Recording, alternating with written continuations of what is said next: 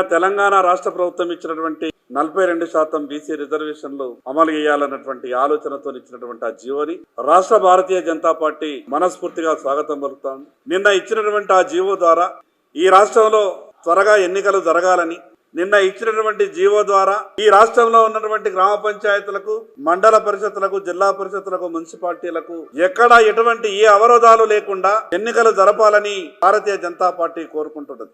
మంత్రులు కావచ్చు, ఎమ్మెల్యేలు కావచ్చు, కాంగ్రెస్ పార్టీకి సంబంధించినటువంటి మిగతా ఎంపీలు కావచ్చు, 42% రిజర్వేషన్, బీసీ రిజర్వేషన్ మా రాహుల్ గాంధీ గారు ప్రధానమంత్రి అయిన తర్వాత తప్పకుండా అమలు చేసే బాధ్యత మాది అని మాట్లాడింది. మాకు ఆ మాట విన్నప్పుడల్లా, గుర్తుకొచ్చినప్పుడల్లా కొంత భయం వేస్తున్నది. ఎందుకు వాళ్ళకి అనుమానం వచ్చింది? రాహుల్ గాంధీ అయితే ఈ మధ్యన ప్రధానమంత్రి అయ్యేటటువంటి అవకాశాలు లేవు. కానీ కాంగ్రెస్ పార్టీ నాయకులు ఏం మాట్లాడిందంటే, మా రాహుల్ గాంధీ గారు ఈ దేశ ప్రధానమంత్రి అయిన తర్వాత 42% బీసీలకు రిజర్వేషన్ ఇచ్చేటటువంటి బాధ్యత మాది అని వాళ్ళ నోటి నుంచి వచ్చినటువంటి మాటలతోనే మాకు కొంత అనుమానం వస్తాం.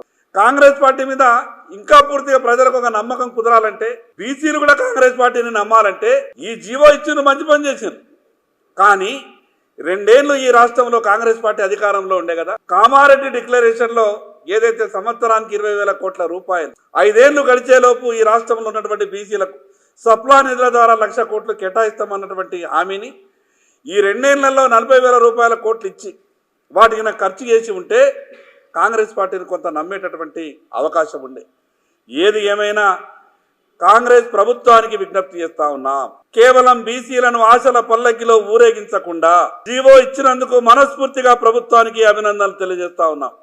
కానీ మేము జీవో ఇచ్చినాం, మా బాధ్యత తీరిపోయింది, మిగతా అవరోధాలు, ఆటంకాలు ఏమన్నా వస్తే మాకు సంబంధం లేదనే విధంగా ప్రభుత్వం వ్యవహరించొద్దని మాత్రమే ఈ ప్రభుత్వానికి విజ్ఞప్తి చేస్తా ఉన్నాం.